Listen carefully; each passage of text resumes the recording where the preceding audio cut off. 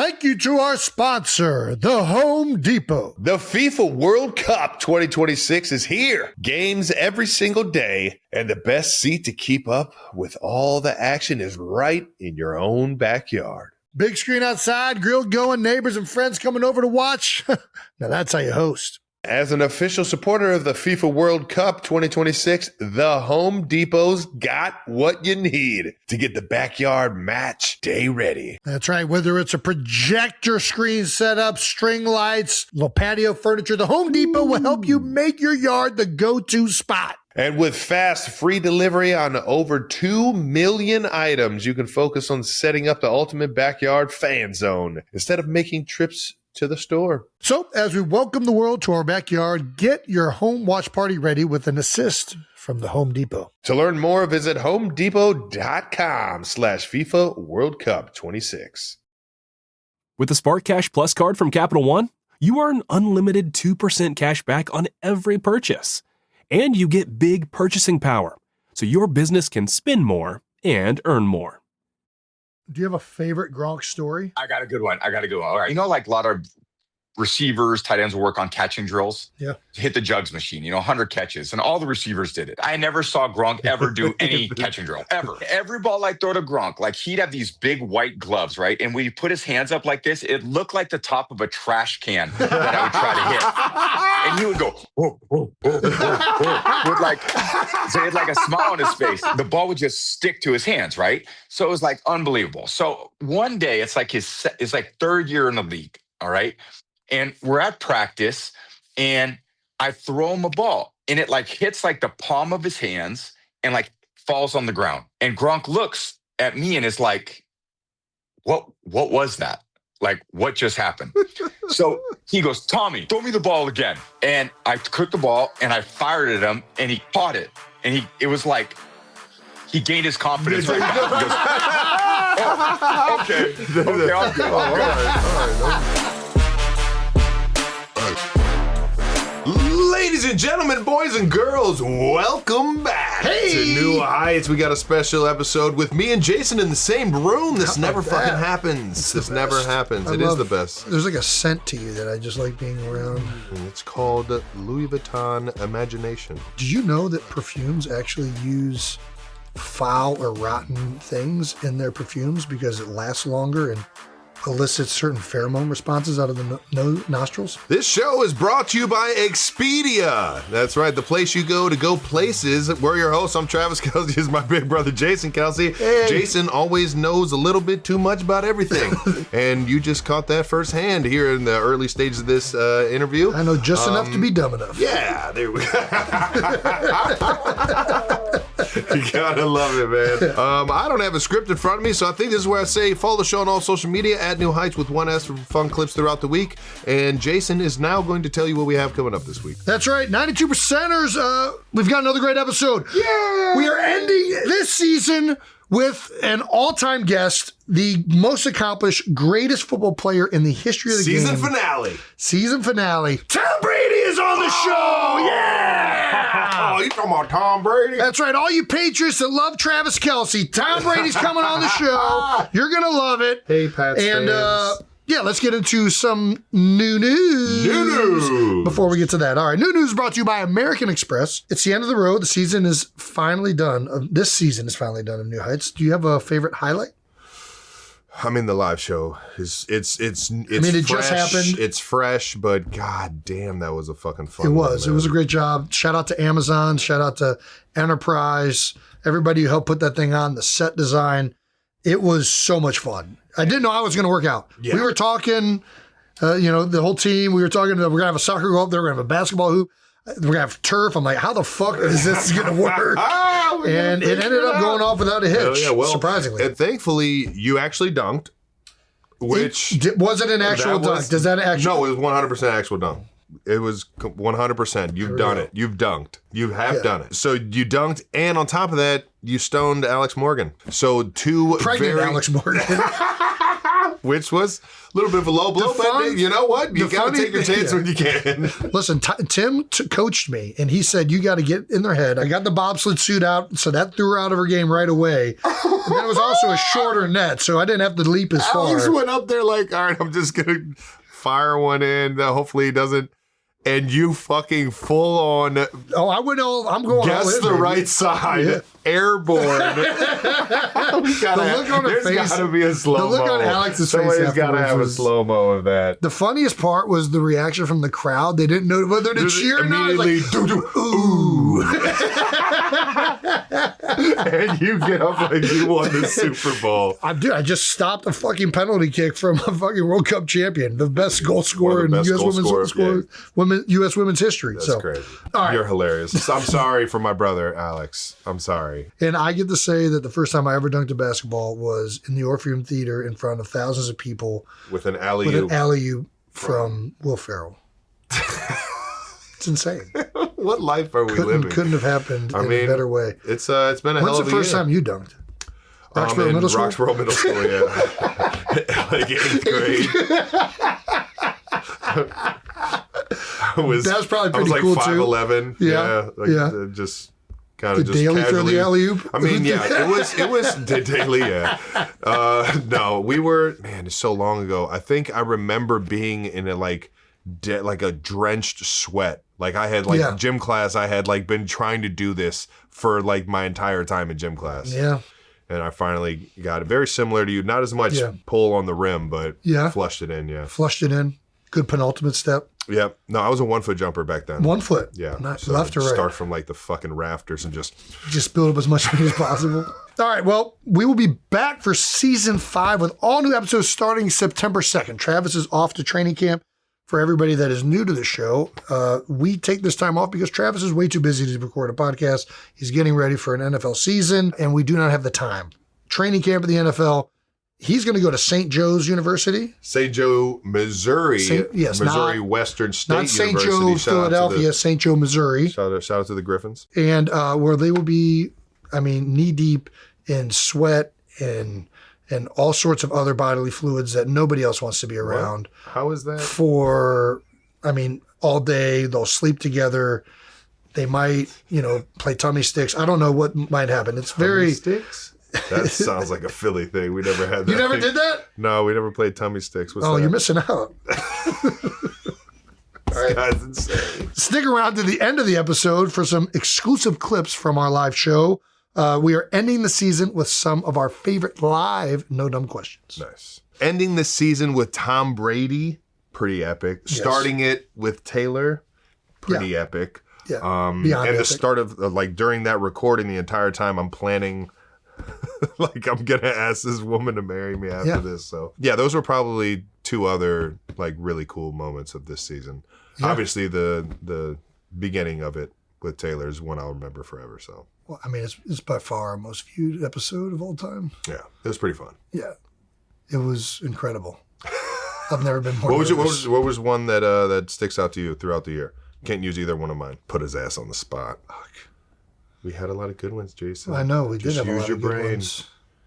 Use your brain. What would what is going to be even comparable to the 2 that you just named? I don't know. We did a lot of actors. DiCaprio was kind of nuts. Dude, but I can't George Clooney. I don't know. George Clooney, Affleck. Do we have Sandler on again? Yeah. No, that was the previous one. Yeah. Will was the previous one, or he went on this show? No, that was previous. God damn it. Jackass. Johnny Knoxville. That's another one. Very current. Allen, Riggle, Hart, Rock, dude, that Reeves, Allen Iverson, God damn. Teller, Aaron Andrews, Kristen Thompson. From the rafters, this has been a hell of a year. Kylie again, multiple times. Kylie. Yeah. I talk to her every day. Don't you do that to Kylie. Randy Moss, Jameis Winston. You should be lucky you get to talk to Kylie every day. Jameis Winston. Jameis Winston was great. There's Gosling. They're all so good. Greg and George. Conan. God damn. Yeah, there's too many. I don't even know where to go. Oh, nice. That was a fun little memory lane there for season. What is this? 4? 4. We're going on to 5. There we go. This time's flying. The Riggle and Hart going back and forth was one of my. That was a very That fun was a moment. blast. They were God damn it. great together. Riggle and Kevin Hart, man. Yeah. That was too funny. The Fixins, man. Yeah, the fixes. Well, that's it for new news brought to you by American Express. It's time, Travis, to toss it to our guest. You wanna Let's the do honors? it. Yeah, Toss it to old Tom Brady. Jason, you want to do the intro? sure. This conversation is brought to you by Xfinity. Howdy, our guest today is the 6'4" quarterback from the University of Michigan. The 199th pick of the 2000 NFL Draft, 15-time Pro Bowler, 2009 NFL Comeback Player of the Year, 3-time NFL MVP, only starting quarterback to win the Super Bowl in both the AFC and the NFC. Shit. He's got 7 Super Bowl championships, 5 Super Bowl MVPs, 92%ers. Please welcome the most decorated man in the history of our game, Tom Brady! We got the GOAT! Yes. Man, I gotta hire you. Come on the road with me. I've never had an intro like. I've done a lot of shit. Yeah. I've never had an intro like that. Hey, just Only the best sign for me you, up, big baby. dog. Sign me up. Only the best for you, Man. big dog. We got to settle it right here, right now. Though you're 1-1 against the Kelce brothers in the Super Bowl, dog. How do we figure this out? How do we break the tie? We got to I get don't out on the know. golf course somewhere. We got to get a few drinking games going. What do we got to do? I think we should. I'm definitely down for some golf with you too. You know I love that. Although Trav, I have seen your swing, and I'm afraid that like you would just roll over me. I mean, you got that thing dialed. Jay, I don't know. You probably have had a little more time post career, but Trav's got a ridiculous golf swing. Trav is very. I keep telling people he's gonna be a plus handicap when he really gets done playing. He's a stick, Yeah. and he just got this new driver. We played at Bel Air yesterday, smoking it like 360. I'm like, what? Damn. Same driver, new flight. It's Is that what it is? Yeah, it's just going straight. You've had a unique athleticism, Trav. I will say that. I Like, appreciate you know, silky smooth route runner, like incredible feel out there. Like, I think if I played with you, you would have had 110, 120 a year. And not that you don't have that with Patrick, but I liked your style of play because I feel like there was a way you ran routes and you always had an ability to like, you know, feel the coverage and then turn in when they told you to turn up, but who cared because you're open. And Julian did that a little for me. Wes did that a lot for me. Some guys don't really have that feel, but Oh yeah. I just watch you play and I'm like, yeah, like that.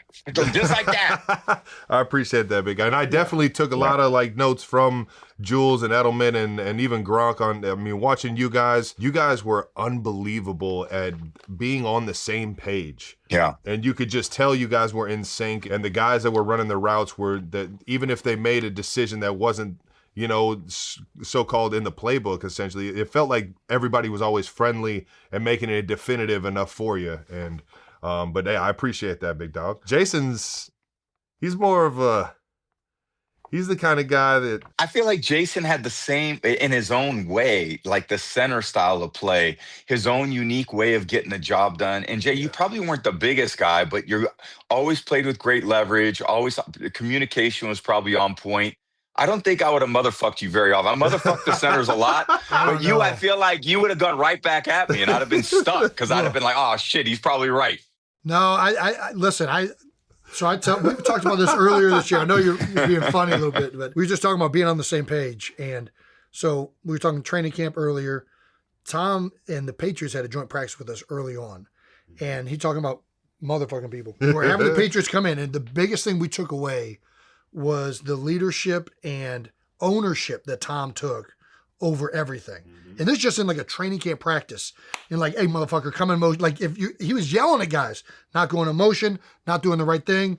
You could tell you guys were so dialed in as a group, and it all started with you. And I would have gladly been motherfucked, to be honest Dude, with you. that's the thing. You gotta be willing to get motherfucked out here, man. You gotta be willing to. That's why I love having my guy Eric Bieniemy back in the building, man. Because guys are getting motherfucked all over the field, and all of a sudden you get a little bit more of a sense of urgency going, and you get a little more focused in. Like, oh shit, I can't be the one getting motherfucked today. Like, I know. And Trav, I think that was kind of like when I started, that was the norm for football players, like high school, college, pros. It was all about like old school ball coach. Yeah. Where's the urgency to get it right? And Bill would always say something really good to us as a team. He'd always come in and say, you know, you have Wednesday practice, Thursday practice, Friday. He would say, you know, come in on Wednesday morning, be like, listen, don't go out there and mess up a bunch of things today. we can't do them over on Thursday. We got a whole nother pile of, stuff to put in Thursday. And then on Friday, same thing, like lock in. Today's a big day.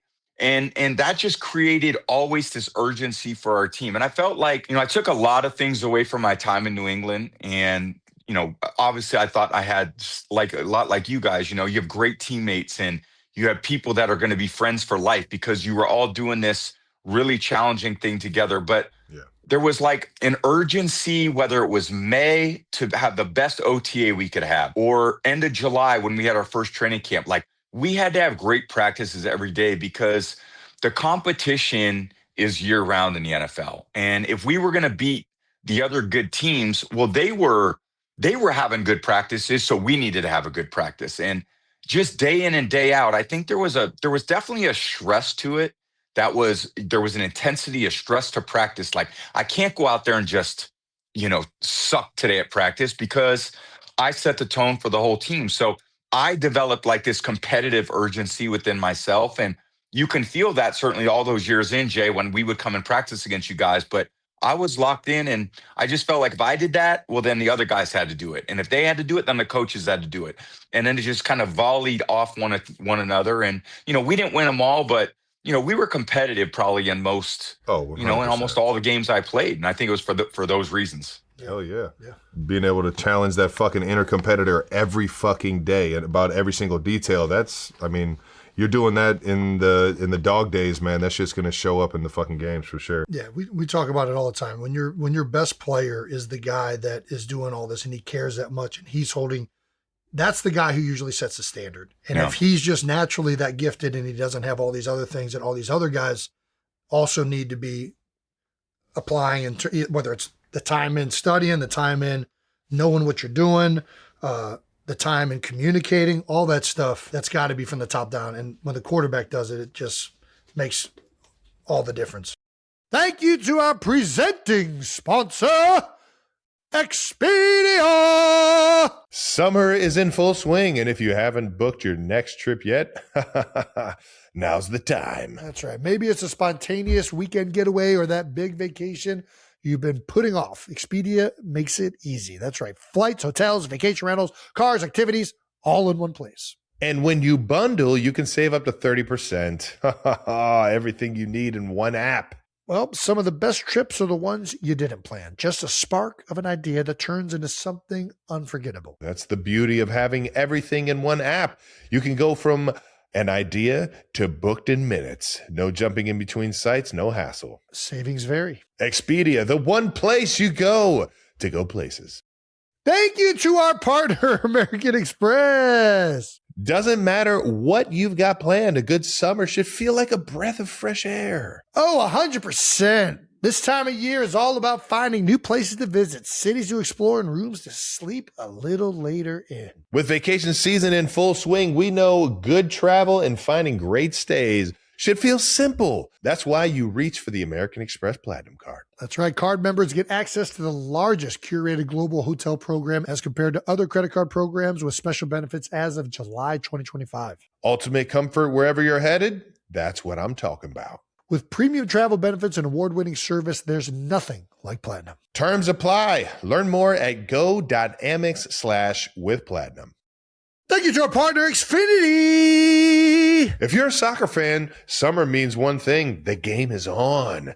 And when the game is on, it's time to host, whether it's in your living room or out on the patio. That's where Xfinity comes in. Their fiber-powered gig Wi-Fi is so reliable, you can literally host the world at your place and not miss a single moment. Not a single moment. We're talking low lag, zero stress, just pure, uninterrupted action from kickoff to the final whistle. Get Xfinity gig Wi-Fi to stream and host a beautiful game all summer long. Every match, every highlight, every dramatic penalty shootout. Plus, now you can lock your price for 5 years. Guaranteed. So, get your crew together, fire up the big screen, and let Xfinity handle the Wi-Fi. Head to Xfinity.com/soccer to learn more. Restrictions apply. Speeds vary. Use of fiber coaxial cable. We gonna get Mendoza out there motherfucking some guys or what? Hey! I know. I think it's in him. I think it's Hell yeah, mother, man. mother frickin' him. Yeah, or whatever. motherfucker. There we go. I mean, we'll get it out of him somehow. Hell yeah, man. We got or it to. won't take that long in the NFL to like be like, all right, this is the way stuff gets done, and this is the urgency I got to create. Mother freaking him is so good, man. I think too, Trav, like if you think about it, a lot of guys have had so many people tell them how good they are. And again, something that's unique in the NFL, like you're a high school player, you're probably the player on your team. So it all goes pretty well. Then you go to college and you're probably one of the top 5 on your team. So everything goes pretty well. But you finally get to the pros. You got an agent that tells you how good you are all the time. Mm-hmm. You have a significant other that tells you how good you are. You have a mom that tells you how good you are. You have a dad. So in the end, who really tells you the truth? Yeah. And who tells you where you need to get better? And that's the role of the head coach. Like he has to be the one that says, I don't give a shit what, the blog says or the daily writer. I care about what I think because it's my vision for the team. And again, I was blessed to have Coach Belichick, who I believe is the greatest head coach of all time. I think Andy's like that to a degree. Same. I know he's a different style. Yeah. But there's part of it that position, like you can't be like, hey man, let's go out there and have a great day. Like we're gonna have so much fun. And like, something goes wrong and it's like, oh, don't worry, we'll fix it tomorrow. Mm-hmm. And like everyone leaves every day feeling like they were great and they did great. But the reality is they're not really prepared for what's coming on Sunday because NFL football is hard. Yeah. And to beat the Chiefs or to beat the Eagles in a Super Bowl is hard. You better, if you play one of the best teams in the league, and in this instance, like I played both you guys in Super Bowl, you better play every play great to give yourself a chance.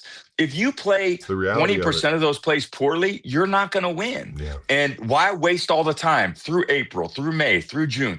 There's a big commitment to make that everybody sacrifices if you're not going to go out there to try to beat the best teams. Right. You could play pretty average against the teams that don't really have a chance. But the teams that are really great, the 6 or 8 every year that have a chance, you better have an urgency to beat those teams because that's the real competition in the NFL. Oh, yeah.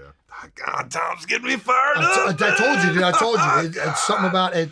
I mean, you talk about maximize your opportunity. I mean, you had the greatest statistical performance ever by a quarterback in the Super Bowl when you played us. Nick Foles caught some type of magical thing. Yeah. I don't really know what was happening with Nicky that day, but he was on fire. But what was that like? Having it that still, kind it of still shootout? Goes down as my favorite football game ever to be in. Like seriously, that game was insane to be in that stadium and watch you guys duke it out, man. Yeah.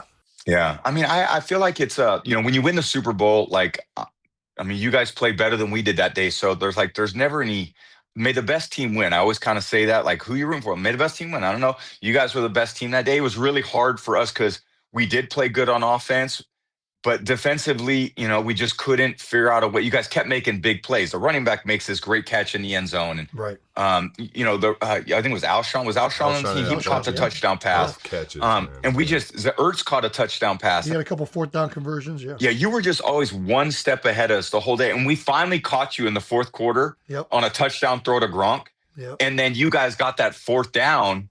Yes. And then went down and scored. And I was like, we finally caught up. And it took us all day to catch up. And when in the NFL, when you're behind, you do feel like you're unsettled. You never feel in control if you're behind in a game. Right. In that game, we were basically behind the entire day. So even on the bench, and even though we were moving the ball well, I still felt like we were not in control of the game. And then all of a sudden, we finally got the lead. And then you guys went right down the field, scored, and then Brandon Graham made a great rush on Shaq and strip sacked me, and that was it. I mean, you talk about feeling uneasy, being behind. We were ahead, and I was uneasy because I saw you on the other sideline. And I'm like, if there's one guy that's good playing from behind, this is the guy. So, what do you think about your career? I don't know that there's anybody. I mean, Pat is certainly up there in the 2-minute plays, but what do you think made you so good in those situations? First of all, I had great teammates that played great in those situations, and we worked on it. We practiced, we walked through, and there's always something nice about 2-minute. In some ways, it gives the quarterback a lot of rhythm to play in when things are going well, when you're in a good rhythm in 2-minute, because it's not like they can run a lot of variety of defenses. And I was all about preparation. So I felt like if I could get you into a 2-minute situation and I could get you to play defense and I could get you the clock running and you would have to signal and like I would be like, all right, I'm gonna snap it before they're ready, and let's hit some completions. And again, I just push our guys to constantly. I was gonna find the open receiver because I could read coverages really well, and I was always gonna try to throw to the soft spot of the defense. I mean, I could. One of my biggest weakness was my lack of mobility and my lack of ability to scramble and make a play.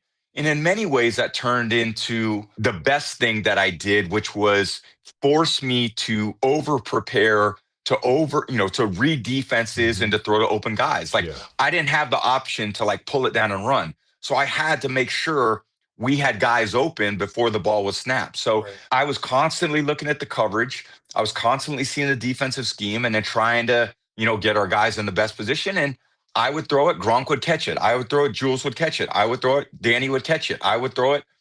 List goes on. I mean, I played with so many great players, but it was really a great unit. And, that was some of the best part of football was just 2-minute drives. And it was a chance for you to go out and be like, all right, game's on the line, man. This is what we do in the schoolyard, but game's on the line. Let's see what we got. Well, in that game, the BG sacks, but even after that, you guys got the ball back.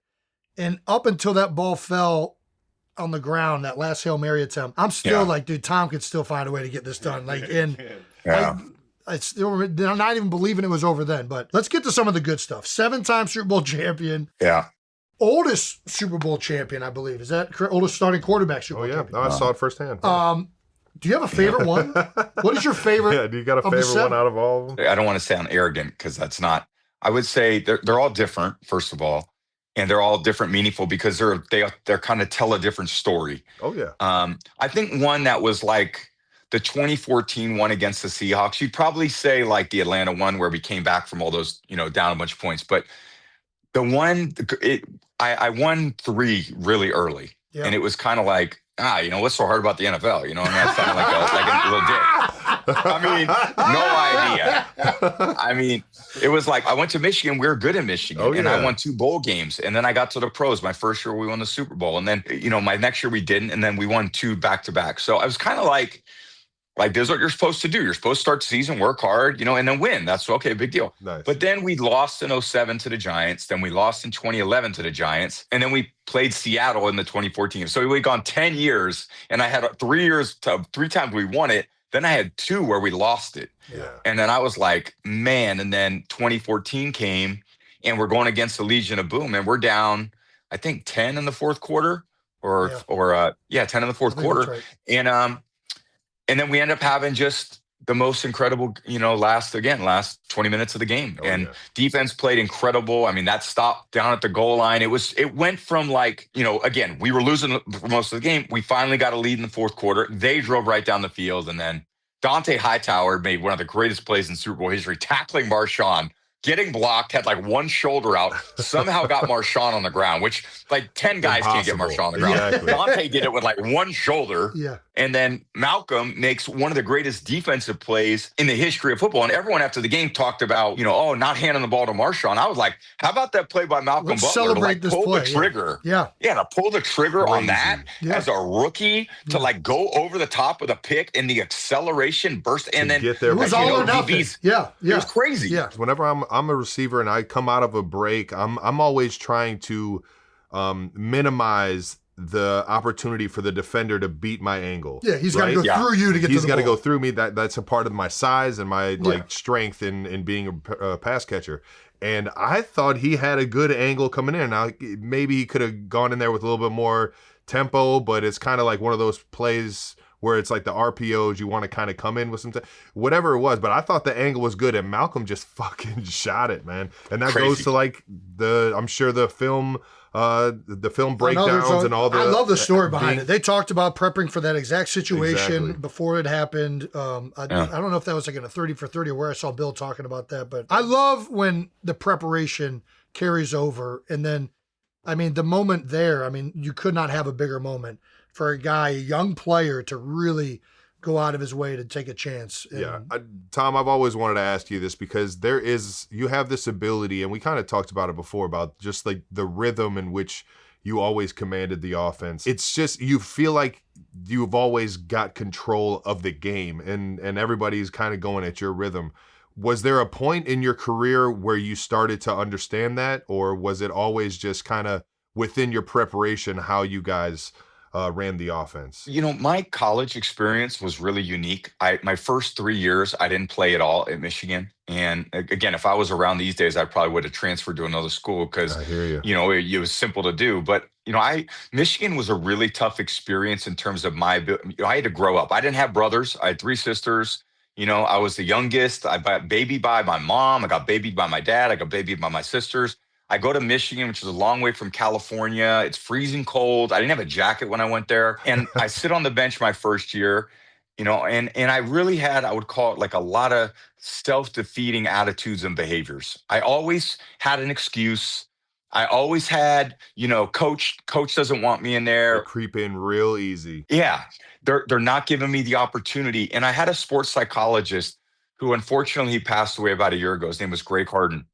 And he started really psychology on me. And I would go into his office every Tuesday and he would say, Tom, I like you, you work hard, but like you have a shitty attitude. And how about you start worrying about what you can control and stop talking about the other quarterbacks, stop talking about the coaches not putting you in. How about you take advantage of the opportunities you get? And every time you go in there, you bring energy, you bring enthusiasm. If they give you 3 reps, you do the best with the 3 you get. Quit bitching about you only getting 3 or you going in there with the backup receivers. No one cares. You go in there, you bring energy, you treat practice like it's a game. You go out to that practice field like it's the big house and you're playing Ohio State. If you throw a touchdown in the 2-minute in practice, you celebrate like it's the game. Hell yeah. And I was like, well, I never approached like that. And he goes, you're going to gain, a lot of trust and a lot of confidence from your teammates if you start treating that way because it's going to improve your play. Sure enough, my energy started getting way better. I was bringing juice. I had the right attitude. And then it started to improve. And my second year, it got way better. My third year, I competed with Brian Greasy to be the starter. Brian beat me out. Our team went undefeated, won a national championship. But I learned a lot. Watched Brian be a great leader. Then all of a sudden, I'm like, fuck, I'm bringing the juice, man, every day. Come Boom, on, I'm baby, bringing it bring the practice. I'm bringing it. juice. Yeah, every day. And that's what I did. And then I was pretty good, my 4th and 5th year. Then I went to the pros. And again, the pros is like, everyone is like, hey, man, it's a good day. Like, don't cover me on scout team. And here comes Tom Brady, scout team quarterback. And I'm trying to beat up the defense. Yeah. And that really helped me. Again, that helped me like get better. And then finally going into my second year, I won the backup job because I was so competitive and I was so fiery and no one was going to unseat Drew Bledsoe. Yeah. He signed a 10-year, $100 million contract in 2001. All right now. I mean, that was a lot of money then. Yeah, and then Drew got hurt in the second game and I came on. And I remember the defensive players like William McGinnis would come up to me and Lawyer Malloy, and they'd be like, Tommy, like, man, you just keep doing what you're doing, man. So they could just sense that like there was a part of me that really loved it. I was obsessed with the sport. I loved the practicing.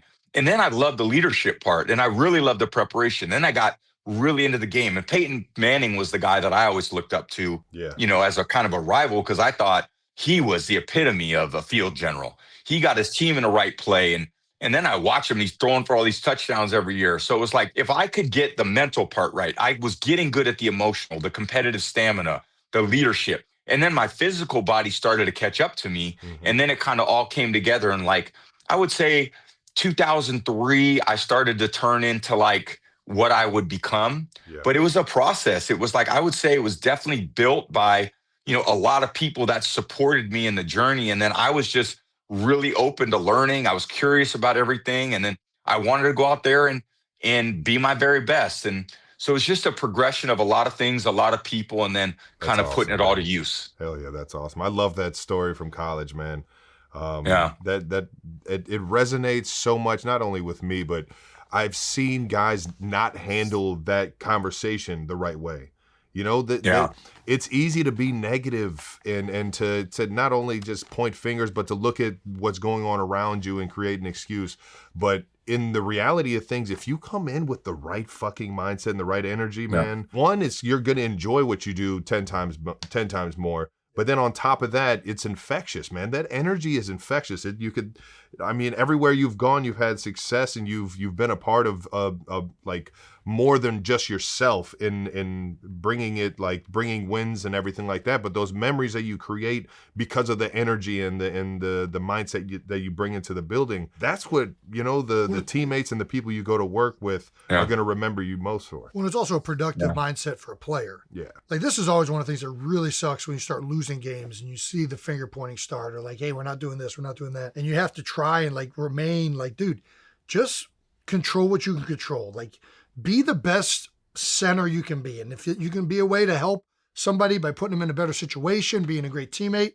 But dude, and do your job. I know that was like Bill's like main thing forever. Yeah, totally. But like, when you're thinking about all these reasons that are outside of your control, what the fuck good is that doing anybody? Totally. It's so pointless. It is so pointless. There was a great quote that, you know, I saw that was like, every brick in the road that you put down is an opportunity for you to travel that road to be successful. But every brick you put in a wall is just an excuse that blocks your opportunity to get to where you want to get to go. I love that. And I think you create excuses, and they're very built in. And again, think about how we're living these days, like with these guys that come in, that everybody, their agents, their mom, dad, their sisters, their brothers, they're willing. Okay, you lose a game, and losing sucks. It feels horrible for all of us. And it's amazing to have the support from people to come in and go, hey, man, it's not your fault. It was the defense's fault. Right. Yeah. Not your fault. It was the coach's fault. Not your fault. It was the ref's fault. Not your fault. And the reality is, maybe that helps for like 5 seconds. Yeah. But in the end, it doesn't change any of the outcomes. And I always feel like, if you really want to grow up, just take it all on yourself. Just say, no, it's my fault. I got to do better. Yeah. I got to do better. I got to, like, I heard Wemby talk the other day after the game, and he said, like, and they had a great finals. It was, it was a tough game. Yeah. Fucking Knicks were on fire. They won however many, 15 to 16 playoff games, were 13 or 14. Keep going. Insane. And then, there was a part of Wemby said, we dominated every game. And I'm like, it's not the point. Yeah. Like, I want to just, and I love Wemby. Don't get me wrong. I love he's gonna him. be Like, great, he is yeah. the most mature. He's going to have a tremendous career. But it's also like, I always think, when I see people talk, how would I answer that question? Mm-hmm. And the reality for everybody is like, they were better than we were. Yeah. And we got to do a better job. That's simple. Like, that's actually very motivating. Yeah. Like, they were better. We need to do better. Great. That's what it takes to win a championship. We were better. You guys were better than us, Jason, when we played you. Trav, like, we had a better day than you. It actually doesn't mean we were a better team. We had a better day. But it sparks a fire if you have the right approach. Like that game, I took the same approach in my mind. Like, it doesn't matter what the team did. What could I have done better that day to be more accountable, to light a fire in my team, to create a better whatever it was on the side? Like, you know what I mean? Like, it's like you immediately have to look at yourself in the mirror and aggressively attack yourself, you know, and it'll make you feel better knowing that, you dissected and you've done even more to better yourself, to be more prepared, to be more accountable. You'll feel better about the next opportunity. Yeah. And even as it translates, and for both you guys, Jay, you retired, Travis, at some point you will, but like all that does translate into other parts of your life beyond. Yeah, I know. I'm never doing it. Keep going, baby. Keep going. to the last moment, literally to the last moment. But like, I've been around great entrepreneurs as well. And I would say that attitude where they put everything back on themselves makes them very successful in business too. Yeah. So like, people who I've seen, and very fortunate again to be around some amazing businessmen. And like, I see the way they approach that way, and they're like, I got to do better. I got to motivate him more. I got to do this. I got to get on the floor. I got to understand that better. I got to make that decision. And I would sit there going, oh my, that sounds like the crazy part that I was. Right. But that's actually the only way it works. Yep. It's the only way that businesses work. It's the only way relationships work. It's the only way football teams work. It's the only way hockey teams work. It's like, everyone work hard, have humility, have self-awareness, know you could do better. Believe me, football, how many games have you guys walked out of and go, well, I was perfect today? Like, man, that was basically 100%. Game. Yeah. Exactly. Not a single game. We all have the opportunity to be better. Well, let's talk about some teammates of yours, big guy. I gotta hear you talk about Gronk, man. He's been one of my favorite players since he's gotten to the league. Your guys' chemistry is unbelievable. Just how he enjoys the game and how he lives life, man. I've always admired the guy from a distance, man. But what was your first impression of Gronk when he got to New England? Yeah, I mean, at that point, there was like a big expectation of our team when he got there. Like we had like a good 10-year run. And I think we needed a big refresh of energy. And Gronk brought it. He was like free, fun loving. Like, Gronk, how he is and how you see him anywhere is how he's one of the most authentic people you'll ever be around. Yeah. And like football's hard, but Gronk always found a way to bring, kind of light to it. And Gronk was really unique. I think Gronk was the greatest blocking tight end in history. Man. Yeah. Gronk could handle defensive ends. He was at the point of attack in the run game. Like, we didn't care. We would rather go to Gronk than the open side tackle a lot of That's times. crazy. Yeah. And so that's a really underrated part of his game. Hell yeah. And then as a pass catcher, he was never going to be like the twitchiest. So, but his straight line, when he would run seam routes or, Rolling. middle reads or flag routes, Yep. he was off the chart. So there was just part of his game that was, it was very natural for him. He was really a natural athlete. And I think our environment kind of kept him really serious, which I think that's probably a good thing for him in the end. Because I think if he was on another team where the coach let him get away with a lot of stuff, Gronk maybe would have veered a little that way. But I think our team kind of made him, a little more confined, and he still had a great time. But man, I think he really more maximized his motherfucks in New England than other Oh my places, God. I'm sure. It's all about balance I would too. say. Sometimes when you have a team that's so like very straight line, having a guy like Gronk lighten it every once in a while, whatnot, you need that too, right? Totally. Mike Vrabel was like that when he was at the Braves. Patriots. Yeah. He was like, Yeah. Braves cut it loose. He Yeah. was Hell like, yeah. Randy Moss was like that. Matt Light was one of the most, the funniest guys I've ever been around. He kept it light for everybody. So Yeah, Matt's been on, I don't know if he's been on Julian and Gronk's podcast a couple of times. I've never really talked to the guy, but some of the Seems clips coming out, I'm hilarious, like, dude, this would be a fun teammate to be around for sure. you guys got to get him on your show at some point All because right. he's one of a kind. He's Fuck an yeah. amazing player and teammate. Was there any other tight end that you've ever seen like Gronk? Is he like a one of one because of his ability? And to your credit, like Connor Barron, who I played with in Philly and in college, he said the same thing years ago about Gronk. Like, he's like, dude, like normally we go up against a tight end, we're salivating. Like we have like whether he's going to be in pass pro or the run game, you do not get blocked by the tight end. And Gronk was the one guy where he's like, He's the anomaly. this guy is manhandling DNs. And a lot of times too, like you would think that like he loved blocking. And I think because he didn't want to go out and run a lot of routes. He would be so tired. And he's like, hey, just keep me in and run behind me. Like, I like that. And then he'd be like just bodying people. Oh, yeah. And then he'd be totally cool with that. But he was pretty unique. Like I really, early in my career, I had Dan Graham, who was a really good run blocker. Ben Watson, I had Kyle Brady in 2007. And then we had a little stretch. Ben was still there in 2009. And Ben was really strong and really athletic, but just wasn't at the point of attack as good as Gronk. And then we got Gronk, and Gronk was a dominating tight end. And then when we didn't have Gronk, I as a quarterback for the first time in my career realized, oh shit, like we lose those matchups all the time. Like not only is it not neutral, it's a loss. So now everything's to the open side, or now you're flashing the tight end back all the time. And again, it just limits what you're able to do. And look, that's life in the NFL. I mean, not everyone's good at everything. I mean, you got to game plan, and that's what good coaches do. You got to, everyone's got to, and if you're an elite pass catcher, that's amazing. You're going to be on the field a lot.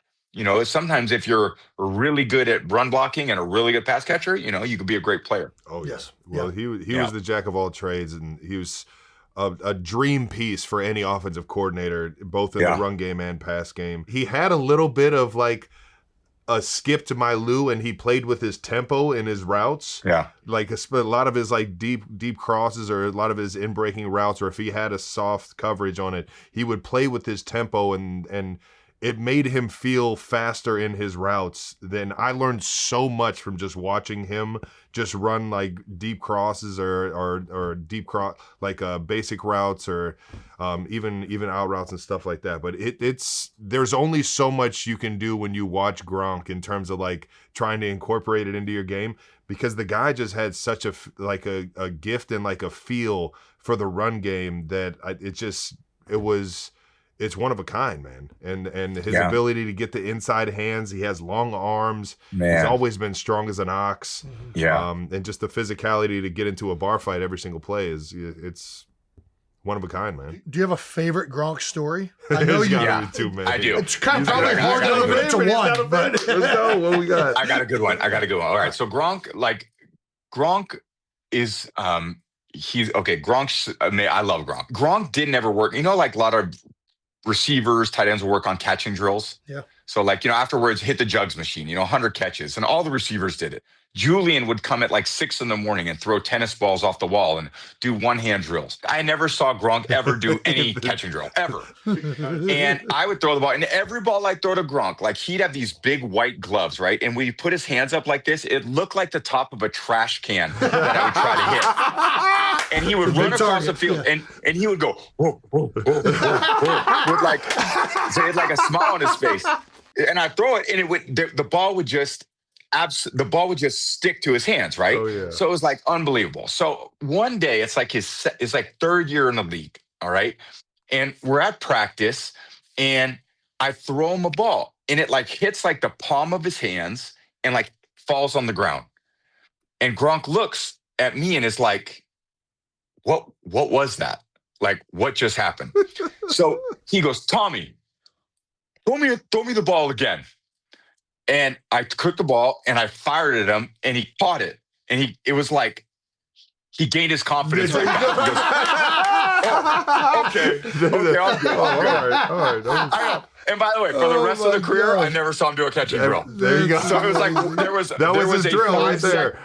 a 5-second loss of confidence in a receiver's career, and it was like I'll never forget it. He was just like so lovable, and you're like, come here, man, you're That's awesome. unbelievable. The laughing while he's running full speed is the most Gronk thing I've ever like felt. Absolutely. Like, he's just having fun going fast. Like, Yep. you know what I mean? It's like, wee. I know. What a dude, man. He sure was. thank you to our partner, Enterprise.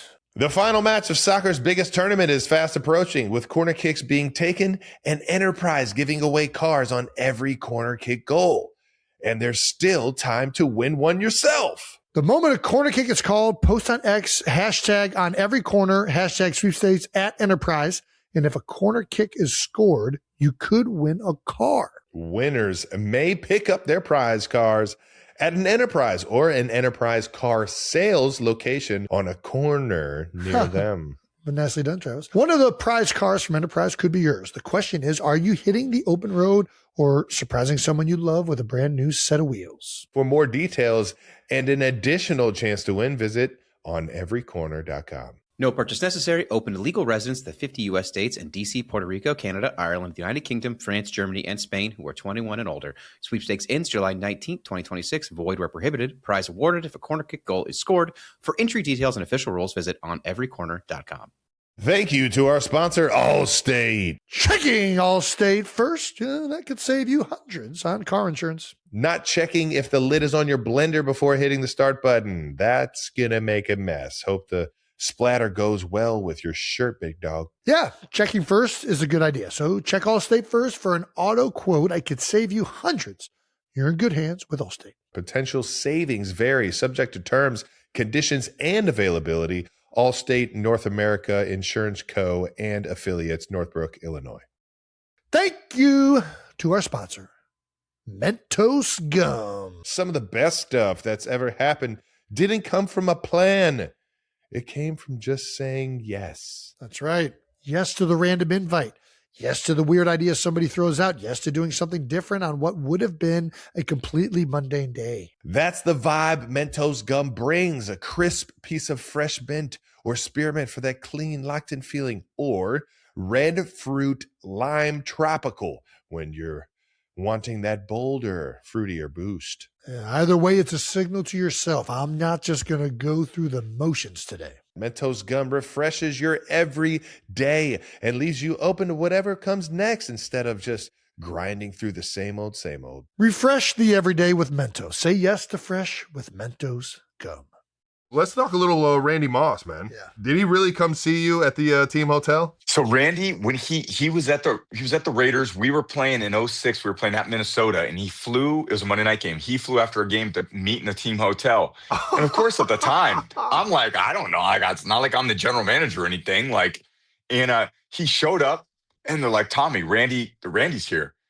So I went and saw him. He's like, "Yo, man, I love the way you play, man. I want to figure out how to make it happen." Of course, I'm like, "All right, like, why are you talking to me?" Like, yeah, like I love that too. But and then sure enough, yeah, like the trade goes down in 07, and we got Randy, and all of a sudden it was like, well, what can a lot of people saying, well, he's done. What can he do? He comes into OTAs, and he wasn't in the best of shape in OTAs. Like probably not most. He probably had a few years in Oakland where it wasn't the most motivated, so probably didn't get the best out of him. So he's kind of getting guarded by some people in OTAs by like some guys he shouldn't be guarded by. Yeah. And I'm kind of like, when is he going to turn it on? Right. All of a sudden we get to training camp and we run the conditioning test, and Randy comes, he takes his shirt off. He's lean, like in shape. He's running the conditioning test like a deer.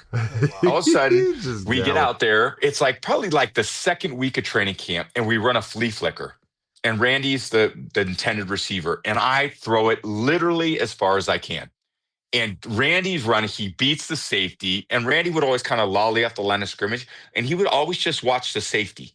So he'd lolly at the safety, and as soon as the safety either came forward or flat-footed, then Randy would just take off, hit the gas. Yeah. So Randy hits the gas. I throw it as far as I can. Randy opens up, and just as he's sticking his arm out, he grabs his hamstring. Oh. And tweaks his hammy. So he misses the rest of training camp. Doesn't play a preseason game. And now it's like, all right, week 1, we still don't know what Randy can do. And we go out there against the Jets in week 1. And we had this play. The Revis Jets, right? This is the Revis Jets.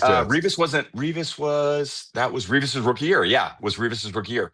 So we start the game. Randy catches a few balls, and then there was a ball on the sideline. He kind of ran like, I don't know what you'd call it, but like a deep out route, but kind of you stem it in, you stem it up the field, and China router. Yeah, and then you run to the side. It's probably like 18 to 20-yard throw. And they had a good rush on, and I could feel the rush coming, and I knew Randy was running an outbreaker. So I kind of like, just as I was getting hit, I threw it. And as I was going to the ground, of course, you can't see anything. And I'm thinking, all right, I kind of was throwing it out of bounds. Yeah. And all of a sudden, I hear the crowd go, oh. And I looked up and I was like, he caught that? And when you see the highlight, he like catches it outside of, the frame, is over his head, and he taps his feet. And what should have been, just a foul ball, he ends up, it's like a 20-yard gain. And at that point, I was like, this shit's going to be different this year. Here we go. And I threw a few balls. We had some routes that were one-man routes, literally play action fake, 9 people in protection. Oh my God. I was quarter with 10. And then Randy, we called one called a pistol route, where if it was too high, he ran at the near safety and then broke to the high flag or to the post and ran across him. Yep. Or then if it was a post safety, he ran at the post safety. And if the corner stayed behind him and he felt like he wanted to go back to the high 7, he could take it.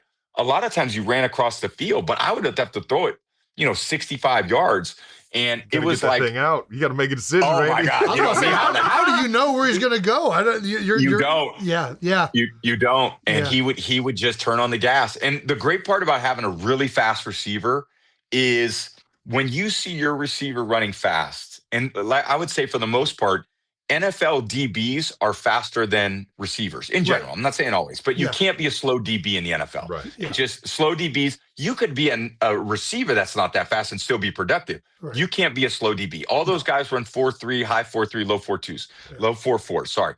So Randy, because of his speed, I knew he was faster than everybody on the field. So whenever I saw Randy's speed, I could just gauge my ball flight and the trajectory of the ball on his speed. Yeah. And when he started running, I just threw it as far as I could to gauge Randy's speed. Yeah. A lot of the times, which meant the further and higher I threw it, the better chance Randy had to catch it.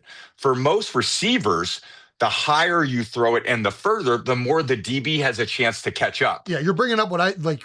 What really stands out with Randy is that tracking of the ball when it's in the air, right? Like that ability to like turn it into like another gear. The only other guy I've ever seen do it is Deshaun Jackson. Like those are the only two that I can think of where when that ball is up there and hanging, they just separate. Is that like, that's got to be like an underrated attribute. To be able to not slow down. while you're doing that. You know what I mean? Because it's one thing to put the head down, put the shoulders down and dig. It's another thing to be able to keep that speed and find the ball. Why they could do it. They weren't digging. They were like just like gliding. Like if they just did it and it still looked like normal speed. It was crazy. I know. And what happens a lot of times when you turn your neck, you turn your shoulders. Yeah. So no one would say run a 40-yard dash at the combine, but turn your shoulders back to the starting line. Yeah. But Randy had a long neck, because he was tall. So he could kind of turn his neck, because the guys that are really thick in the traps and don't have a long neck, it's really hard for them to turn their head. When you turn your head, you typically slow down. That's why Jason's golf swing's so tight. Stop it. Such a unique skill set. Crazy. It really is, man. And you know who had a Tyreek Hill is another one. Oh my God. He didn't have that stride that the two we were just talking about, Deshaun. It was different. But his ability to find the ball and to meet it down is second to none too. Trav, you must have seen some crazy plays in practice from him, right? It's insane. It's insane. The first I told everybody the year we got him, I think he was a 5th or 6th round pick. And the first day we got him, it was like a little 7-on-7 in OTAs.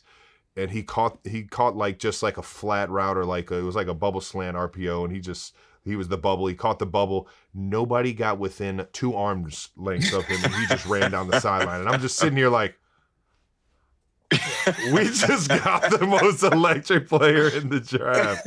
Like, it was insane, dog. And his ability, and you already know a lot of the practice reps is just like what you were saying, just testing out how far a quarterback can throw it, in which we can connect downfield, if he can track it, and seeing the plays that him and Mahomes would make in OTAs or in training camp, and just testing the waters to see, how far we could go. I mean, it's insane. I remember you guys played the Chargers maybe week 1 of that year, and you were at that little Home Depot Center, the soccer stadium. The soccer stadium, yeah. The soccer stadium. And he caught a slant route. It was that, and cribbed it. And I was like, weaved his way down. Hit the 200 I was like, just fucking took off. Oh, I got a good story about that. So we play you guys one year, and Bill was like, all right, the calls on third down are 1 double Travis, 1 double 87. Mm-hmm. And we didn't double Tyreek. And Tyreek went for like 200 plus that game. And you guys beat us. And Bill came in the next day and says, we're doubling Tyreek too. And we are not going to let him go for 200 on us. So it was like back and forth on third down, who we were doubling. And it's it's kind of cool for us, because you do see most NFL players are obviously supremely talented.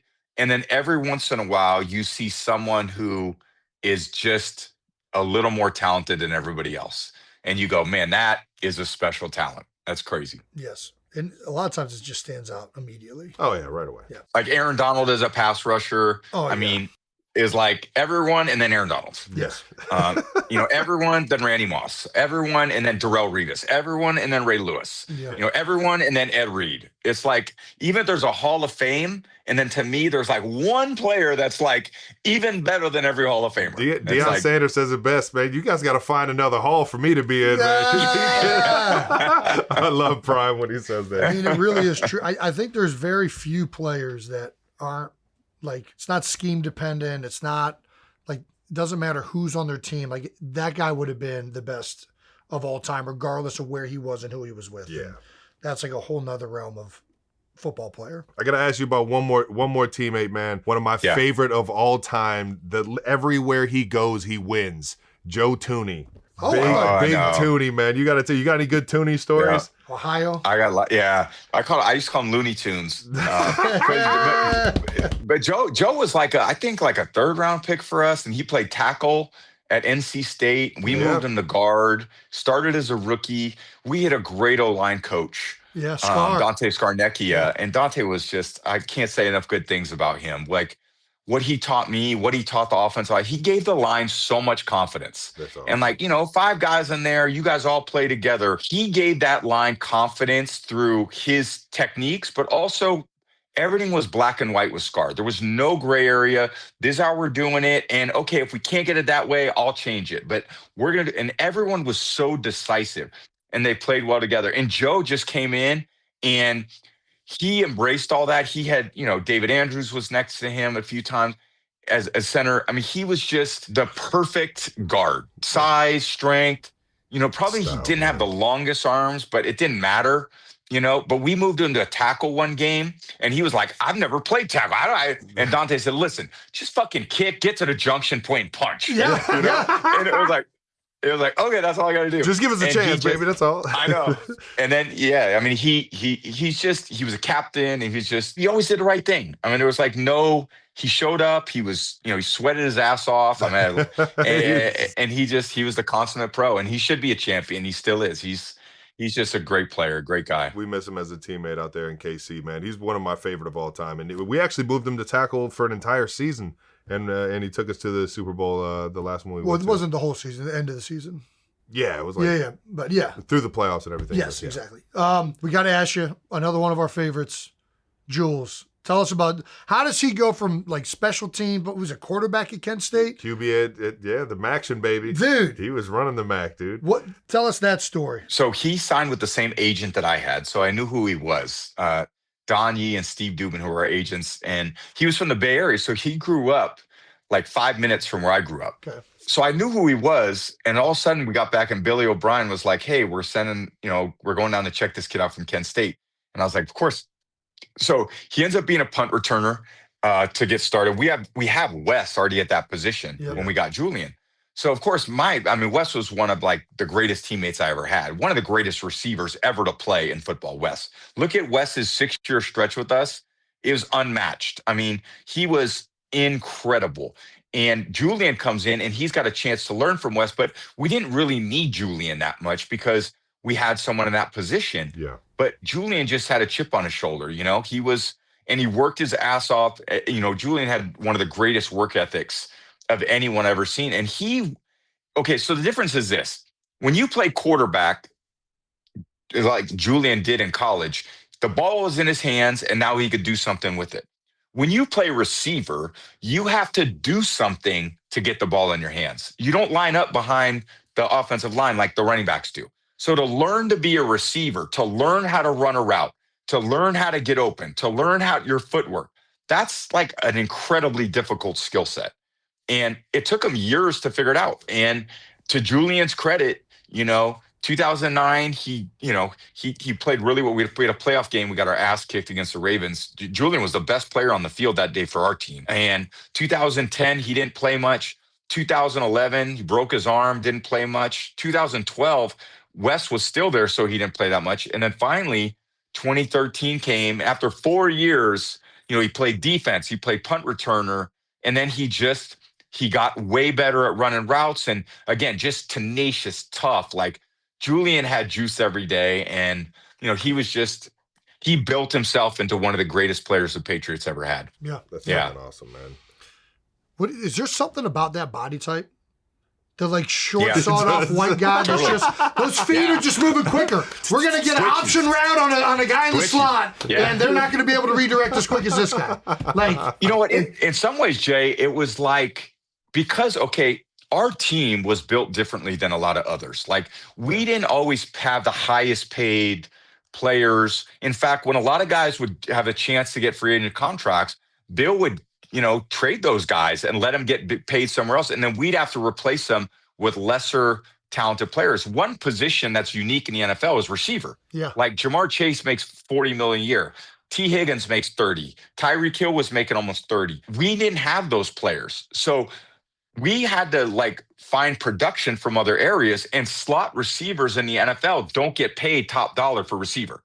So in a way, we paired this team kind of receiver group with some rookies and some, I would say, more role type players at receiver, because we had these inside players, I'll call them, that play tighter the formation that could still be very productive because they had great route trees, and they were maybe not vertical speed as fast as vertical speed, but they had short area quickness. And that short area quickness is what the game's all about. I would argue, would you rather be fast or have great short area quickness? I'd rather have short area quickness. Yeah. Football is a game of quickness, not speed. Now, timing. We can be on the same time and get shit done more with that short area quickness and getting that showing color and getting open over the middle of the field, especially for the tight ends and the inside receivers. But And Trav, you're 6'5", 250, 255, and you have twitchiness. Yeah. You had size, length, did have speed, and you did have, they couldn't arm tackle you, and you had twitchiness. Your footwork is more like a slot receiver than is a tight end. Right. So like there's a reason why you got open, a lot like Antonio Gates always did. Man, I was like just your gonna game say, was probably a lot like him. 100%. Another Mac guy, doggone, Kent State. Man. Kent State's getting a lot of love, man. All right, we're running out of time. We got to get to this last section. Yeah, we don't want to. We got to ask. We're going to start off back in March. You also became part of the JP Morgan Chase Athletic Council. Can you tell us more about this? Yeah, I got asked to be on a council with JP Morgan to try to influence and educate athletes to make better financial decisions. And, a lot of us grow up and look, we're good athletes and, we try our best in school, but a lot of us are a little bit underdeveloped when it comes to managing our money, making good decisions, creating budgets. And it was put together. Jalen Brunson's there, Asia Wilson, Dwayne Wade are just a few of the people involved. Nice. Megan Rapinoe. There's a really great group of people. I'm missing on some others. Sorry about that. But we kind of came together and we're creating opportunities for athletes for financial literacy. I love it. And it's pretty cool just for us to, make a difference in other people's lives. And a lot of us are blessed with people that give us great advice. Some people aren't. So we want to be that place where people go to say, okay, well, how do I make sure that I don't finish my playing career and not have any money? Yeah. No, seriously. And it's becoming an even bigger issue with like the NIL, and kids are getting paid earlier and earlier. And a lot of these kids in college, they've never seen any type of like this. Like I learned most of this stuff in college, right? And they're getting money before they've ever talked to anybody about it. So this is awesome, man. Very, very worthwhile. I spent all of my first check and regretted every second and didn't have anything to show for it. All of it went to rent and fucking some shit that I car or don't even have anymore. I didn't even have a car. I stole Jason's car. That's all right. I was spending money on way dumber shit than that. At least a car would have got me to the facility on time. No, that's awesome stuff, man. And you already know it's something that's even bigger now with the college, how much they're making in college and things like that, like Jason said. But we have to ask, man, have you seen the clip? We had a guy, Ben Affleck, come on the show, one of our favorites. He mentioned a story about playing catch with you. Have you seen that clip? We could probably find it here, but do you know what he's talking about? To this day, aside from the birth of my children, that was the greatest ever. I was like, dude, are you? He was like, I need someone to play catch with. Happened to be on vacation at the same place with him. So this was legit. This was as legit as it gets. That's amazing. You were helping real. Tom get ready for the season. It was like, I don't know how much I was helping him. I think he was like, I'm gonna blow this dude's mama. I remember we were at Baker's Bay together. This was. Yeah, I needed someone to catch me. We were getting ready for football season. Hell yeah. And I was down there. It was the summer. It was quiet. And I'm like, hey, can you catch? And he's like, I can catch, And I'm like, all right, let's go. This is so good. I got all these balls. I'm on that big field, Trav. I don't know if you saw that field. Uh-huh. Yeah, I'm on the big field. They got it painted. And I'm like, all right, let's see what you got, And you're a big, he's obviously a big Patriot. Love the Red Sox. And I had known Ben for a while, and I'm like, all right, here we go. And finally, I remember getting to the end, and I was like, I want to put a little pressure on him, see what the hell happened. And I was like, all right, 4th down, Super Bowl's on the line. I'm calling your number. This is the route we're running. I think it was a flag route I gave him. Uh-huh. And I'm going to throw it, see if you catch it. And he got running, and I put one up there, and he stretched his arm out, and he caught it. And it was, for all of us, I mean, can you imagine like us as kids just thinking, we're going to get paid to play football and, throw passes. And then, think about Ben. He's thinking, going to make movies, but then he's out there with this Patriot player. And I don't know, man, life is crazy for all of us. I was just going to say, did you know it was that big of a moment for him? Because, I know. We all of us have that sports fandom growing up of like doing that in the moment with the guys that are doing it. Yeah. Like, I can only imagine how he felt. You have these perspective moments. And like, I remember being out on the field. This is late in my career. And I would have, they do like those charity galas and they give away like throwing sessions. Oh, yeah. And that once they give her out like, all right, come catch passes with Gronk, and Gronk's going to run around and he's going to teach you the art of receiving. And the guy paid like $200,000. I'll pay for an hour and do that. It was great. Donate the money to charity. And then I'm sitting there like, they pay me to throw balls to Gronk. You know what I mean? And to throw balls to Julian and to throw balls to they pay me for that. Never forget, you're getting balls from Patrick Mahomes. People dream, and he's throwing balls to Travis Kelce. Let's never forget that type of perspective, because when we were kids, we didn't ever have that, growing up. It was our dream to do this. And now they're paying you to do it. And they're paying you to do it with other people who are, the best in the world at what they do. So I just think that's the dream, baby. Yeah, I'm exactly. right Just great perspective to keep. I'd be remiss if we get out of this interview without bringing up the old ball coach. We haven't talked about Bill one time yet. Yeah. I see so many things, and this started happening while you guys were still in the league. Is it Bill? Is it Tom? Who is responsible for the greatest era of success in the history of the NFL? How do you react to those kind of, clickbaity arguments, as well as what do you think of Bill and what he meant for your success? First of all, I think he's the greatest coach that, greatest head coach in terms of preparing a team to win. There was nobody better. It was my privilege to play for him as his quarterback. There's no coach I'd rather choose. And I think it's it's just a dumb analogy. It's what's more important, the left tackle or the center? I don't know. Well, left tackle. We can be honest about that one. Left tackle. I disagree. Jay, I think from the coach quarterback, there's nobody more important to winning Monday through Saturday than the head coach. Mm-hmm. Especially in football. And there's nobody more important on Sunday than the quarterback. Now, everybody's important. The person who washes the clothes is important. The person who drives the bus is important. The quarterback just has an outsized kind of ability to help the team win because he touches the ball so much. Yes. But I need everybody to do their job. Mm-hmm. But if you have bad quarterback play, it doesn't matter what else you do, you're not going to win. Yeah. And if you have bad coaching, it doesn't matter how well the players are doing, you're going to lose. So the tactics from the coach and the accountability, and I think the head coach is the chief accountability officer of a team too. The tactics are extremely important. Trav, you could run great route into the wrong coverage and not get the ball. Oh, yeah. You have an OC that draws up bad plays because he can't beat coverages. It doesn't matter what you'll ad lib and you'll be like, no, I'm not running out. I was right there with you. Exactly. I was like, we're going to make it happen. No, baby, come on now. You're never going to be really covered. They might have you covered on paper, but always give you an outlet. You're going to find you're definitely going to find some color to throw the ball to. Yeah. So I just think that question is they're all important. And there's no way I could have been the player I was without him. And I think we pushed each other to get the best out of each other. And I think he's incredible. Anyone who played underneath him would say the same thing. Hall of Famer, should have been first ballot, man. It's crazy. Yeah. One of the most respected ever to fucking do it, man. I got to ask you, you got one of my former teammates recently in New England. All right. I know now you're a Raider, but you're kind of always a Patriot. Yeah. What is the key? Who knows what happened with the relationship with Jalen and AJ? That's kind of between them. But for you as a quarterback, how do you manage receivers and their happiness and being involved in the offense and all of that stuff? What is that from your role? It's very difficult. And I think that's the only position on offense that requires a lot of extra energy and attention, because the running backs are going to touch the ball. The line, they're going to be engaged in every play. The tight ends, run or pass, you're going to be engaged in every play. It's the receivers who stand, 25 yards from the ball, just talking smack with the DB the whole time, yeah. Trying to figure out, all right, I ran my ass off and didn't get the ball.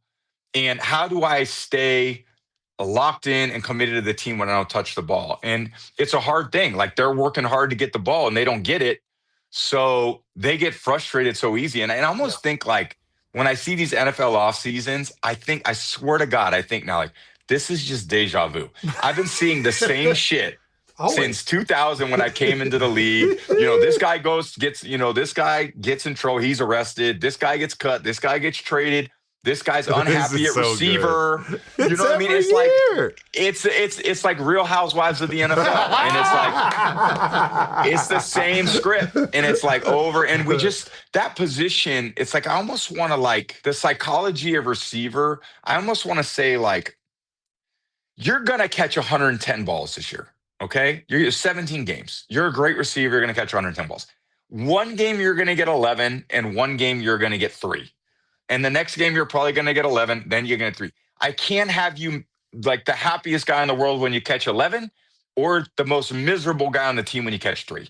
We got to look at it over the course of the year. You got to sustain, because it is a lot of emotional energy that you put out to that position to go, come on, we got it. Come on, stay locked in. Let's go, because I need you. Come on. And it's like that position takes away, if you have that volatile emotional output, it takes a lot of energy from a lot of people to keep that player really stable.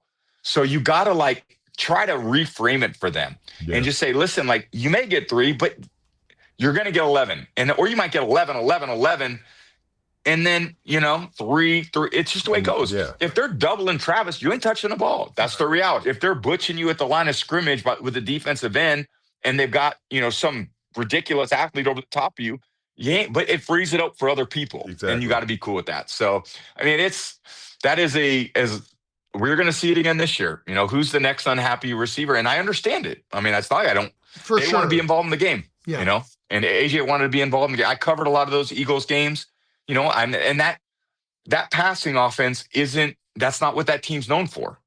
So now he's actually going to a team where they are more known for their passing offense. So there will be maybe a little more satisfaction from him from that standpoint. We want to get you out of here. We got one more question. We always ask everybody that comes on, what was your welcome to the NFL moment? Oh man, there's a lot of those. I had one, probably in Buffalo. I was scrambling up the right sideline. Nate Clements from Ohio State. He was a cornerback. Yeah. He was a big physical corner, and I slid late, and he knocked the shit out of me. My helmet. I remember this clip. We got I got up, the helmet. I was looking around. I got taught in college, like, get your ass up. Don't ever let the defenders, know you're dead. Yeah. And I was like, got up, and I was like, holy shit. Like, No helmet on? No helmet. Ran back to I can only imagine the face you were making. Like, it's the helmet sometimes hides the Put that head down. That's right. And then figure it all out. That was the one. Tom, cannot thank you enough. Dude. Really appreciate you coming on. This is an all-timer for us. All-timer, man. We can't thank you enough. Thank you, Tom. Appreciate the time, the stories, dog. You're the best, dude. Yeah, I love you guys. Good luck with everything, and we'll see you soon, okay? Yes, sir. Sounds good. Alrighty, thank you to Tom Brady. Once again, this conversation was brought to you by Xfinity. Trav, I told you, I saw him earlier this year. He's just the fucking best, and he's just he's so good with like words. Yeah. Does that come with Michigan? I mean, how did he get that? Typically, I mean, he's Michigan does probably. I didn't get that. Cincy. No, Tom I told you, I met him earlier this year, and like I've always heard from everybody how like just intense he is, and like how much he cares, and like the type of player he was. Yeah. And he's still like that. Like you meet him, captivating. Like he is so engaged in the conversation. Yeah. He loves football so much, talking about it, his teammates, his time, and he's so good at articulating all of these themes and what made him successful. Yeah. Those teams successful. There's so many good bits on what he said that you could all you high school kids out there, bro, listen to what he's saying, man. Don't be a negative Nancy or bringing that weak ass energy into the building or into school, into life. And it's just so hard because he's so damn good looking. I try to listen to what he's saying, and I'm just like, what the fuck is happening? Like, how are you the best football player of all time, a model? Did you see him on the runway the other day? Yeah. He's literally walking down the runway and looks just like a model. Gucci. How many gifts can one man have? I don't know, but I got popular being a dumbass. Ditto. Even dumber dumbass. Shout out to Tom. That was incredible. Awesome moment to have him on the show. Hell yeah. Now we're going to send it to some exclusive live show clips. That's right. This clip of our live No Dumb Questions is brought to you by Enterprise. All right, we're going to get some No Dumb Questions. Let's give it up for Mr. Jets The new world champion. Let's go! We think the Jets Jake tag might be a little too depressing. So how about Knicks Jake? Do we like Knicks Jake? Let's go! There we go. What do you got for us in the No Dumb Questions category? Here we go. First up is Charlotte. Hi. Okay, Hello. okay. So I have two younger brothers. They're 10 and 14, and I swear they never let me live anything down. So if you could permanently ban your brother from telling one embarrassing story about you, what would it be? Oh, God. Wow. Man. All right. Permanently ban my brother from telling one embarrassing story about me. I feel like everyone already knows my embarrassing stories. Jason doesn't really get embarrassed. He just showed that he sat in dog shit in Venice. Willingly showed it. It was just like, hey guys, look at this. I don't even get a chance to tell an embarrassing story about Jason. And to be fair, we don't really embarrass each other that much. I would say he usually tees up the opportunity for me to tell a story where I embarrass myself. So I'll tell you guys. Oh!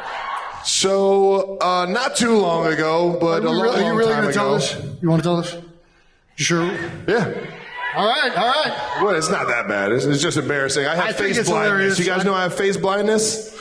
Yeah, well, this was an episode of face blindness. I go to New York, and there's a huge music festival out in the Hamptons, and I'm a huge music lover, as you guys know.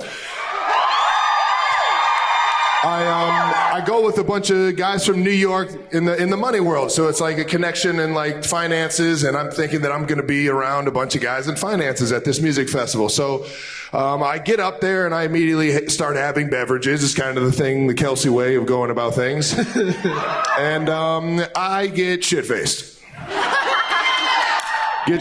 Don't even really know who's performing at the concert. I'm just kind of up there like, hey, you got any more tequila? And a guy comes up and says, dude, Buffett's here. He wants to meet you. I'm like, oh shit, that's big money. I'm like, I am way too hammered to say hello to this guy and start talking finances. I gotta go ahead and get it together, get a water. Where's the water? So I get a water, I go over to meet Buffett, I would shake his hand, and man, we have the best conversation I've ever had in my life. The man is literally smiling from ear to ear. I'm thinking I'm going to be rich here soon. He's going to invite me in on all of his investments. And he starts telling his story in high school when he picked up the guitar for the first time. And I was like, right to his face, no way! Warren Buffett played the guitar? And his face went from smiling ear to ear to not smiling at all. And then got tapped on the shoulder because he had to go sing Margaritaville. So I was his biggest cheerleader singing Margaritaville on the side. So I have an episode of Face Blindness at least once a month, and that was me mistaking Jimmy Buffett, the late great, unbelievable Jimmy Buffett, for thinking Warren Buffett was going to be at a music festival in the Hamptons. That's probably the most embarrassing story I have for you guys that Jason doesn't tell, but he loves to tee that one up for me. I love that story so much. Thank you very much. We have another question. Next up is Tara. Hi guys, my name's Tara. I am from Vegas, but all right, I'm very fine of Las Vegas. Oh yes, I'm a kindergarten teacher in Vegas, but you teaching them how to play blackjack or no? You know what? Gotta start young. So anyways, I'm from Vegas, but I'm originally from Wycliffe, Ohio. Oh, the Wycliffe, Ohio. I love it. Right down the street. Well, yes, I used to live directly next door to Aunt Judy. Oh my God. Shut your trap. You know Aunt Judy? I swear to God. Swear to God. The festival right behind the I went to Our Lady of Mount Carmel School. How about right it? next door. She's not lying. What years is this? It's legit. What? What years is this? Did you see us come through that neighborhood? Yeah, my mom tells me stories about your dad would bring you guys over and to Aunt Judy's and Randy's. And, that's right. Yep, so... This is down memory lane. I appreciate you guys all appreciating this connection. I know, right? Like, we are bonding. That's awesome. We are bonding. Is there a question? Right, yes. So see it, no. I just wanted to know, do you remember back in the day going to Aunt Judy's and visiting and possibly two little girls that lived next door that you hung out with? Because we did. Oh, man. Come on, no pressure, no pressure. Who's Aunt Judy? Your Aunt Judy, yes. My mom's name was Donna, too, or is Donna. Sorry, she did not. But yeah, my mom's name is... Sorry, Mom, but my mom's name is Donna as well. No, I'm trying to remember the other girls, seriously. Do you remember two little girls we would visit? So, yeah, I think there was a number of people in that block area that we knew. Very true. And there was a lot of kids. There's definitely, families in that neighborhood. Yes. Getting so, yes, I remember them vividly. Yes. So I am going to use this time to shout out Aunt Judy. We have one of the best aunts of all time, and uncles. Uncle Don, Uncle Don, Uncle Don is here as well. We got some unbelievable aunts and uncles. And I will say this, going over to Aunt Judy's was one of the most exciting times every time because Aunt Judy spoiled the living shit out of us. Yeah, what we didn't get from our parents, Aunt Judy made sure to have as soon as we walked through the door. She had so much candy and toys. Oh, yeah. She taught me how to be a Funko. We couldn't wait to go to Aunt Judy's. And now I go over to Jason's house and hand out bubble gums like it's candy. Thank you so much. I got the bubble gun. And she was the only person I knew that would swear at my dad, and he would just take it. Yeah, we love it. Thank you. Right. Thank you very much. One more? Shout out to Rick. We'll do one more later. All right. Thanks, Jake. Jake, you got another no-dumb question for me? Mike's not. Oh, there we go. We have two more no-dumb questions for you guys. First up is Sarah. Hello, I'm Sarah from Texas. Nice to meet y'all. Let's go. My question is, if you were followed around for 24 hours, what is the habit that would shock people the most? Oh, man. Mom? That would shock people the most.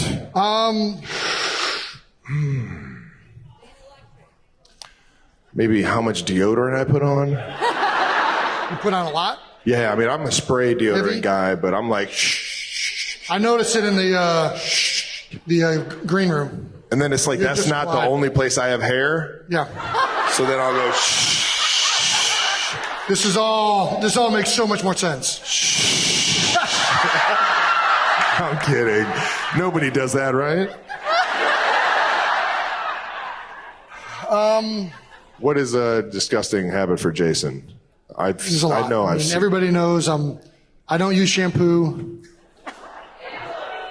Whoa, what?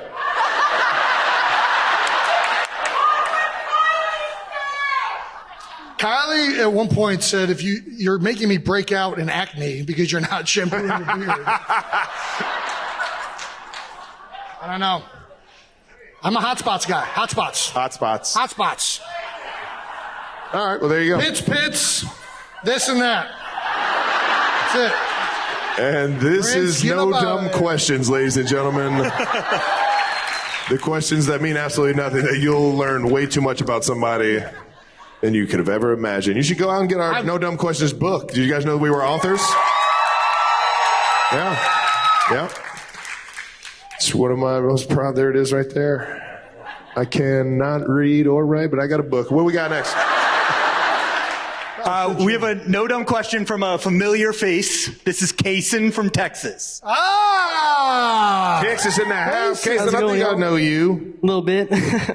So I got the Jets Jake pinup tattoo. For those of you there you go. Yeah, get that thing. Look at him. There we go. Oh. He looks so much happier in a Knicks hat. So my no dumb question was, I was wondering, since the Cowboys won the Chiefs Thanksgiving game. The fuck? Thank you. Look, thank you for the ticket. I appreciate it. Let the man ask his question. Let the man ask his question. They cheated and you know they did. Thank you for the tickets, but we had a bet, and if y'all won, I would get you on my other thigh. But I was thinking, since I didn't know that. Since they won and I got the Jets Jake pinup tattoo, could I chug a beer with you guys? Oh no! Next question. The consequences: chugging beers. Lime or original? Lime. All right, these boys have been on ice. All right, I feel a little. I'm going to go air towards this way, Case, and I don't want this thing falling. There we go.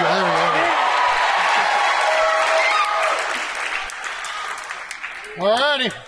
Is this a chug off? Or is this a three? Are we chugging off here? Or are we just in a nice little gentleman's chug? Whatever you want. Are we doing a chug off?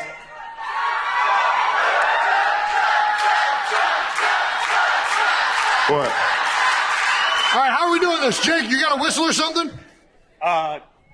3, 2, 1. 3, 2, 1. Are we on go? Are you going 3, 2, 1, go? 3, 2, 1, go. All right. Ready? 3, 2, 1, go.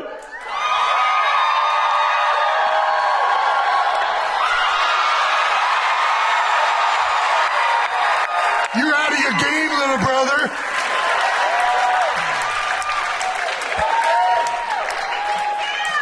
Was that as good as the pinup tattoo or no? That was great. I appreciate it, y'all. Cheers, Thank brother. you so much. Jason, you're the man, brother. Thank you, brother. Once again, shout out. Thank you for supporting and sponsoring the live show. Yes. Nothing parties like a rental. Once again, that clip of Live No Dumb Questions was brought to you by Enterprise. And that wraps up another show and a season of New Heights. Thank you to all the 92%ers for tuning in. Thank you to our wonderful crew for putting the show on each and every week. It could not be possible without you guys. Thank you so much. Thank you to our wives and fiancés for allowing us to make fools of ourselves each and every week. And hopefully we haven't made too much of a fool for the household. Yeah. All right. Once again, New Heights is a Wondery show brought to you by Expedia, the place you go places. 92%ers, thank you so much for tuning in each and every single week. We'll see you guys next year with our 200th episode on the horizon, man. It's crazy, dog. It's absolutely crazy. You guys are crazy. We appreciate you and love you so much. And we'll see you guys next year. To our production and team, we love you guys as well for always making it easy. Yes, you, Brandon. Shout out to Brandon. And you, Jake, even though you're not here. We love you guys. Peace.